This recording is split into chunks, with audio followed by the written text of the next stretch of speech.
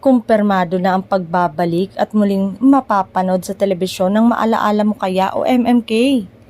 Ang MMK, ang Asia's longest running drama anthology na napanood sa ABS-CBN mula May 15, 1991 hanggang December 10, 2022. Ngayong araw ay inilabas mismo ng ABS-CBN ang balitang magbabalik ito bilang bahagi ng weekend primetime. Ayon sa ilang insiders, binubuo na ngayon ng ABS-CBN Studios ang magiging production team ng rebirth ng MMK.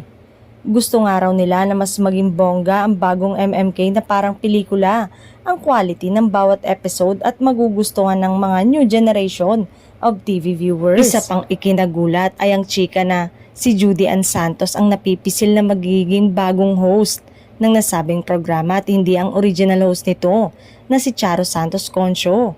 Sa kasalukuyan nga ay sinusubaybayan ng TV viewers si Charo bilang tinding sa hit teleserye na FPJ Batang Quiapo.